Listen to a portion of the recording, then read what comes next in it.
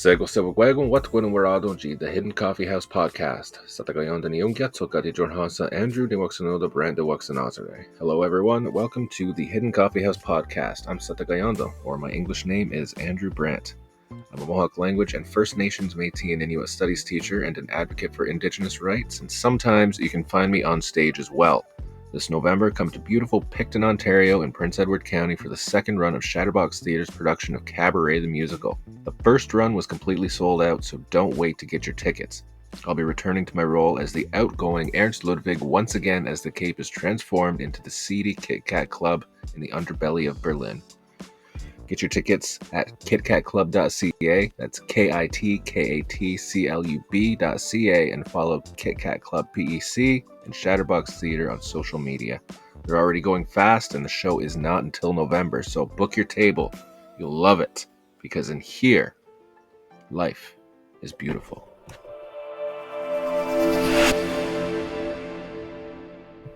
When I first talked about my fight with the Ontario College of Teachers, some people treated it like a minor disagreement.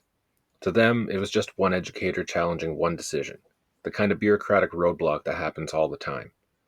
But the truth is, this is about much more than a single ruling. It's about the structure of control over who gets to teach, what knowledge is considered valid, and who has the power to define qualifications for that role. And it's about how colonial systems maintain that control in subtle and not so subtle ways, especially when it comes to Indigenous educators. Since episode 1 on July 1st, my case has moved forward, but not in the way most people would expect from a profession that claims to value equity and reconciliation. The college still refuses to recognize my Mohawk language diploma from Trent University on the public register. That diploma is not only the product of rigorous academic study, it's an accredited post-secondary credential in a program designed with Indigenous-led content, oversight, and methodology. It's recognized within universities, it's transferable into other degree pathways, and it reflects deep academic and cultural achievement. But to the college, it might as well not even exist. The same goes for my exemption from the math proficiency test, an exemption already embedded in law for teachers of native languages, such as Ganyongeha. The purpose of that exemption is straightforward, to prevent exactly this kind of discriminatory barrier from being applied where it does not belong. The college's refusal to honor it is not a misunderstanding. It's a deliberate decision to ignore a standing legal provision and to apply a test that has already been challenged in court for disproportionately affecting marginalized educators. And this is not just happening to me. Since I began speaking publicly about my fight, Indigenous educators from across the province have come forward with their own stories that are disturbingly similar. Some already hold Ontario teaching certification and have taught for years, yet their Indigenous language diplomas are nowhere to be found on the public register. Others, despite holding higher or equivalent credentials, have been told they must complete the Teacher of Native Languages program if they want to be recognized as qualified to teach their own language. This is not about ensuring competence. These are people with deep language fluency, teaching experience, and accredited training. This is about forcing them into a narrow colonial pathway to validate knowledge the system refuses to acknowledge on its own terms. The pattern is unmistakable. Indigenous educators are routinely pushed through hoops that do not exist for others, or they're told their credentials are insufficient even when those credentials meet or exceed recognized academic standards.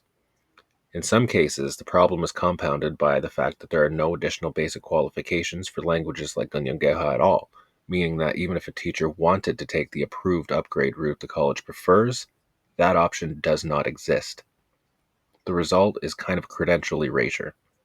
Our qualifications are made invisible in official records, and our path to recognition is blocked or rerouted through colonial structures. This is where the stakes become clear. If they can deny a credential like mine, one earned through an accredited program at a recognized university, then they can deny any Indigenous credential they decide does not meet their standards. If they can ignore an exemption that is legally in place, they can disregard other protections just as easily. This is not about a single person's career. It's about setting precedent, and that precedent, once set, becomes policy. That's why I chose to take the next formal step and pay for it out of my own pocket. The Registration Appeals Committee review is not free. It's a paid process that forces the college to re-examine the decision at its highest internal level.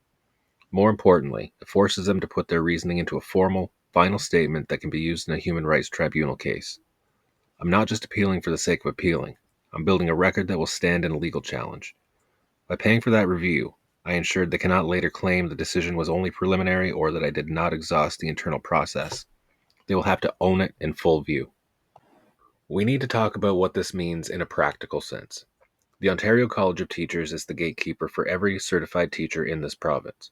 They decide what appears on the public register, they decide which qualifications are accepted and which are not, and they do this all while holding a monopoly on the definition of professional competence. Nowhere in that definition are teachers required to demonstrate knowledge of the Indigenous nations whose lands they teach on. Nowhere are they asked to prove that they know the treaties that govern those lands. Nowhere is there a standard for introducing themselves in the language of that land or understanding the governance systems that existed before Ontario was even created. Yet those are the fundamentals of working here. The hypocrisy is not subtle. The college has no issue listing a colonial language certificate on the public register. They have no hesitation recognizing coursework that reinforces the dominant system. But when the qualification is rooted in Indigenous knowledge, language, and methodology, suddenly it's invisible.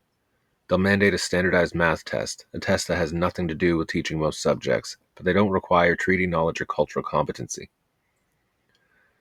The Registration Appeals Committee is underway. If they confirm the original ruling, the next step is the Human Rights Tribunal. That is not a process that I take lightly, but I'm fully prepared for it. A tribunal case will force the college to defend its decision under public scrutiny and legal examination. And if the ruling goes in my favor, it will set a precedent they cannot quietly undo. I have been through legal challenges before. I've fought a treaty case and won. I understand the slow pace, the procedural hoops, the patience it demands. But I also know what it means to set a legal record that forces a system to answer for itself. The Human Rights Tribunal is not just about winning or losing a single case. It's about building a public and legal narrative that makes it harder for institutions to continue the same behavior unchecked. Part of that narrative will come directly from their own contradictions. The Truth and Reconciliation Commission's calls to action include clear direction for teacher training. Call to Action 62, for example, states that governments must make age-appropriate curriculum on residential schools, treaties, and Indigenous peoples' historical and contemporary contributions a mandatory part of education for all students. That can't happen without teachers who are qualified and equipped to deliver it. The college claims to support the calls to action, yet it's actively undermining one of the clearest pathways for implementing them: the recognition and protection of Indigenous language credentials. The legal argument is one part of this, but the public and political pressure is just as important. I've been bringing this fight to politicians, to the media, and to communities because that is where systemic change is forced. Institutions like the Ontario College of Teachers do not reform themselves out of goodwill. They respond when the cost of holding on to the status quo becomes too high, when public opinion, legal decisions, and political pressure converge. This is also about protecting future educators. I may be the one challenging them now, but without precedent, the next Indigenous educator will be in the exact same position, and the one after that, and the one after that. This is how systems wear people down, by making each fight feel like an isolated incident instead of part of a pattern. Naming the pattern is the first step. When I talk about governance, I'm not speaking about structures imposed from outside, nor am I looking for the approval of colonial institutions that have long since proven their only interest is control. I'm speaking about a system grounded in our ways, in our teachings, and in the tools our ancestors left for us to carry. This is not a metaphor or symbolic. This is the work of law, responsibility, and survival. It's a framework rooted in the land and the strings of wampum that hold our pedagogy together. My model isn't abstract. It's not an academic theory written to collect dust on a shelf. It's literally a wampum string bundle. Each string represents a core element of responsibility that shapes how we teach, govern, and live. The first string represents self, not the selfish individual self that settler colonialism glorifies, but the self that is accountable. The self that knows its role, takes responsibility for its actions, and that understands that every choice ripples into the lives of others. It's the recognition that we do not get to act in isolation. The second string is balance. Balance is not compromise or negotiation with oppression. Balance is the ability to hold ourselves steady between worlds, to walk knowing that one step is in the spiritual, one in the political, and both must be aligned. Balance requires that we don't lean so far into the colonial ways that we forget who we are, or so far into resistance that we forget to care for each other. Balance is the reminder that rage without vision destroys, and vision without fire fades. The third string is ancestral knowledge and identity. These are the teachings carried from our people before us, not as relics of the past, but as living law.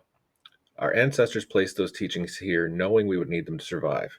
This string reminds us that every lesson, every story, every ceremony, every governance principle was placed here with intention. Ancestral knowledge is not optional. It's not cultural garnish. It's law. It's governance. It's what gives us legitimacy.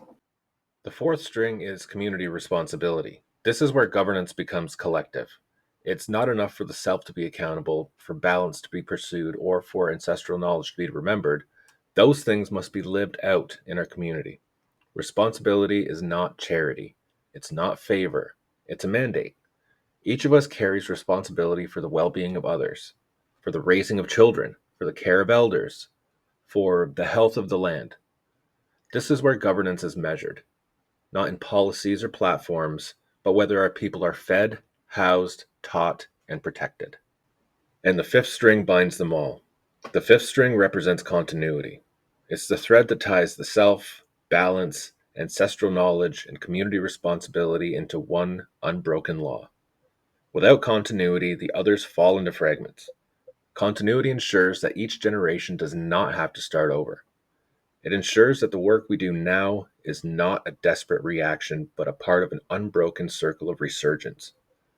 This is the pedagogy I teach, the governance I live, and the system that can replace the colonial scaffolding that has failed us for generations. When I apply this pedagogy, it becomes clear how different our approach is from the colonial model.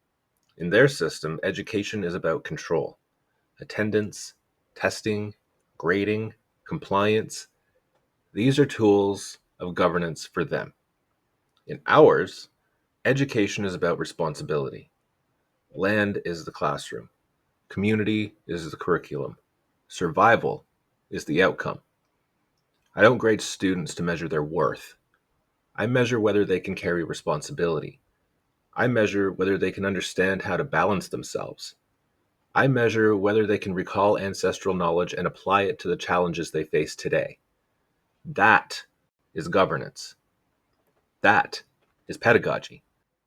Take, for example, from my classroom when the students started Contege Pizza. A colonial teacher would have written that off as a distraction or at best tried to fit it into a pre-approved education unit. I made it the course. I saw it for what it was. Governance. They had to organize themselves. They had to assign roles. They had to calculate cost, manage supplies, and ensure that every member contributed. They had to take responsibility for quality, for communication, for delivery. They had to build trust in each other. That was not just a project. That was governance in practice, and it fulfilled curriculum expectations without the colonial straitjacket. It was real, accountable, and rooted in community. This is not a theory. This is not a plan waiting for approval. This is governance. This is how we survive the collapse of colonial systems that are already failing and how we replace them with systems that can actually hold our people up. We do not wait for their permission. We do not ask for their validation. We carry our strings and we live with them.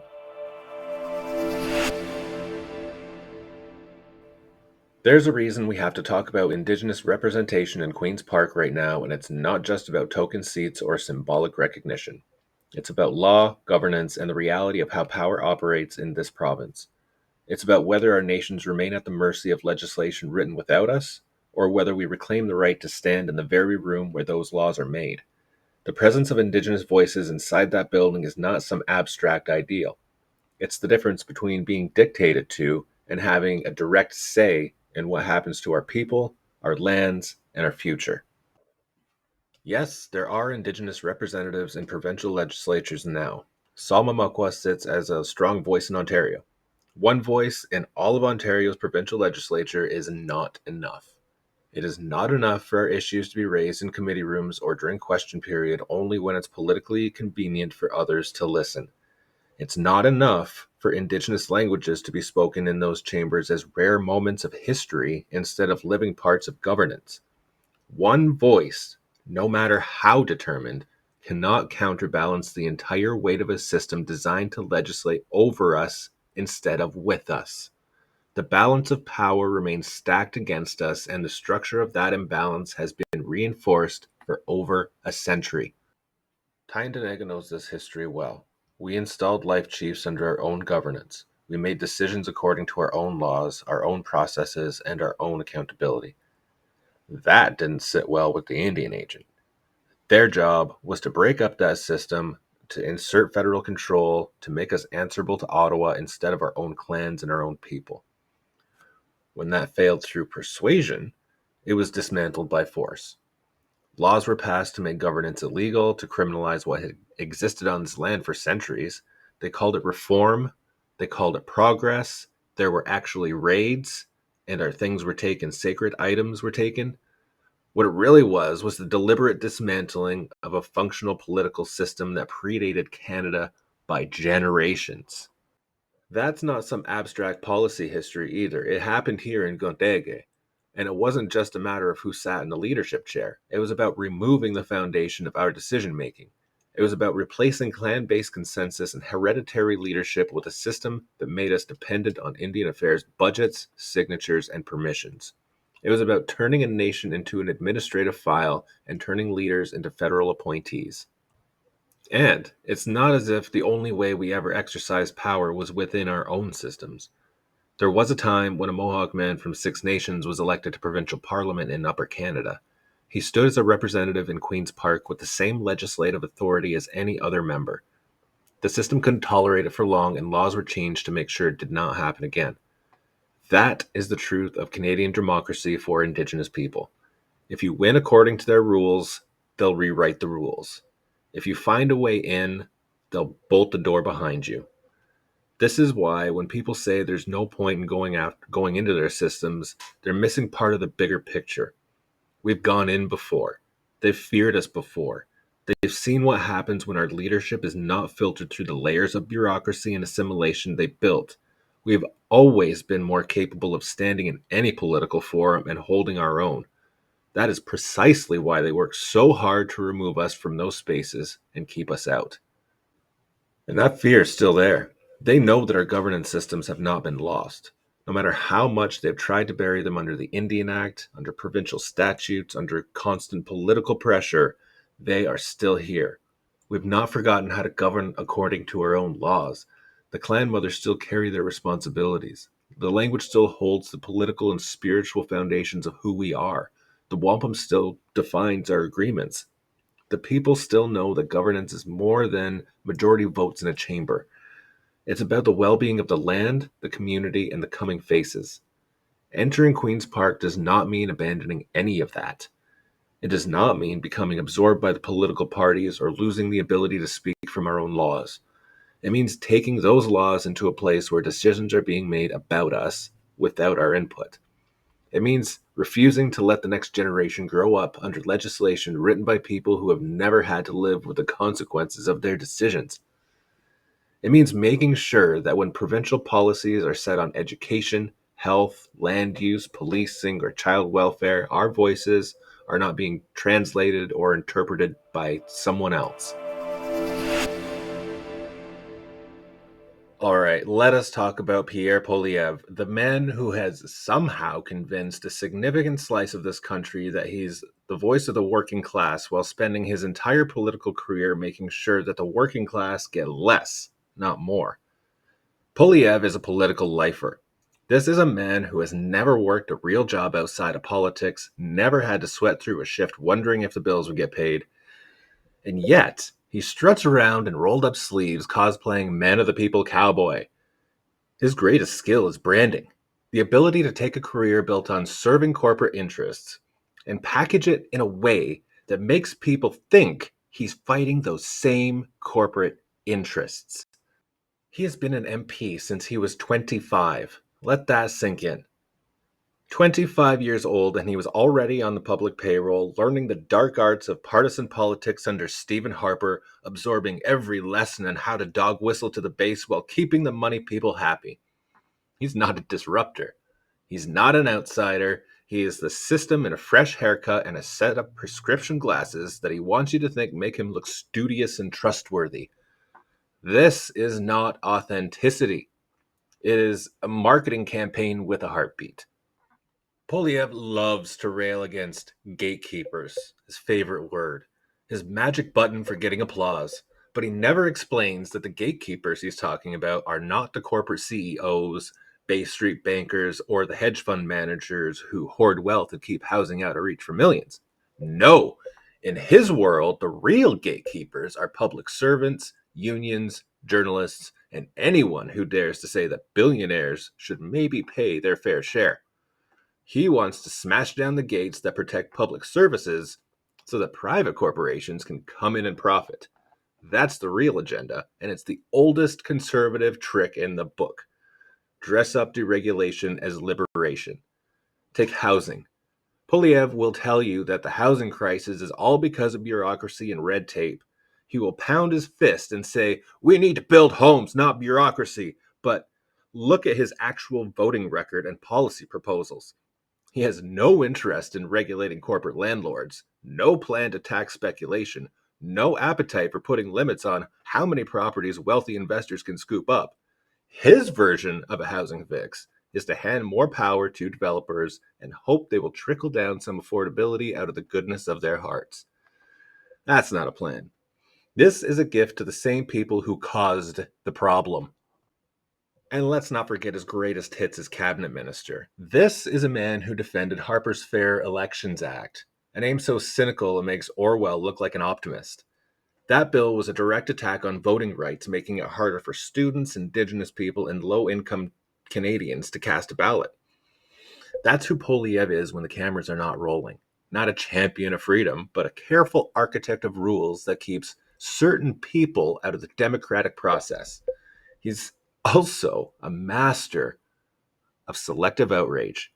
He will rail against deficits when the liberals run them, but happily run up billions in debt when the conservatives are in power, especially if it means cutting taxes for the wealthy or pouring money into fossil fuel subsidies. He'll scream about inflation, but stay silent about the corporate price gouging because his donors and allies are the ones doing it. He will talk endlessly about freedom, but has nothing to say about freedom from poverty, freedom from discrimination, freedom from corporate exploitation. For him, freedom is the right to make money without rules for those who already have it. Polyev uses optics to feed his narrative because he understands that perception is more important than reality in modern politics, and that is why he will always focus on the performance, not the substance. He's a salesman first and a policymaker somewhere around fourth or fifth behind cosplay photo ops and sound bites. And here's the thing. Polyev is not stupid. He knows exactly what he is doing. He's not fumbling into this by accident. He's deliberately crafting stories where he's the underdog, the scrappy fighter from the outside, even though he's been inside the conservative machine for 2 decades. He's built his career in the shadow of Harper and now trying to rebrand Harperism for a new generation. Same contempt for public institutions, same love for corporate power, just with a fresher logo and a few new buzzwords. Which brings us to the pivot, the perfect segue into Mark Carney. Because if Pierre Poilievre is the conservative establishment dressed up as a populist, Mark Carney is the liberal establishment dressed up as a technocrat savior. And just like Poilievre, Carney is not what his PR team wants you to believe. Carney's resume reads like a corporate recruiter's dream. Harvard, Oxford, Goldman Sachs, Governor of the Bank of Canada, Governor of the Bank of England, UN Special Envoy on Climate Action and Finance. To the untrained eye, that is an impressive list of accomplishments. To anyone paying attention, it is a map of the revolving door between global finance and the government. Carney has spent his life moving between boardrooms and policy tables, always in positions where the interests of big banks and multinational corporations come first. When he talks about climate action, he does it in the language of investors, not activists. He frames the climate crisis as a market opportunity, something to be managed with the right mix of financial products and incentives. It's not about dismantling the systems that are killing the planet. It's about finding ways that make those systems slightly less destructive while still profitable. He is the embodiment of liberal neoliberalism. Acknowledge the problem, propose a market friendly solution, make sure nothing truly threatens the people who hold the wealth. The danger here is that Canadians will be offered a false choice in the next election. Poilievre's faux populist corporate conservatism or Carney's polished banker approved liberalism. Two men from the same economic club, both fluent in the language of power, both loyal to the same donors, both allergic to any real redistribution of wealth or power. One will cut social programs with a chainsaw, the other will do it with a scalpel. But the result will be the same: a Canada where the rich get richer, the poor get blamed, and the middle class gets squeezed until it breaks. And if you think that is just cynical, look at the record. Poilievre wants to slash the CBC, privatize services, and give tax cuts to corporations under the guise of job creation. Carney will say he supports public broadcasting, but under his watch it'll be modernized, which is code for cuts, outsourcing, and corporate sponsorships. Poilievre will deregulate industries outright. Carney will create public-private partnerships that hand public assets into private companies in exchange for the illusion of efficiency. Two strategies, one goal: move wealth and control upward. This is not a fight between left and right. This is a fight between two brands of the same ideology: neoliberalism dressed in different clothes. And until we start calling it out for what it is, we'll keep getting the same old product in different packaging. Poilievre is the loud salesman at the front of the store. Carney is the smooth closer in the back office, and both of them work for the same owner. So, Canadians need to understand the choice between these two is not a choice at all. It's a shell game. And the only way to win is to not play or flip the table entirely.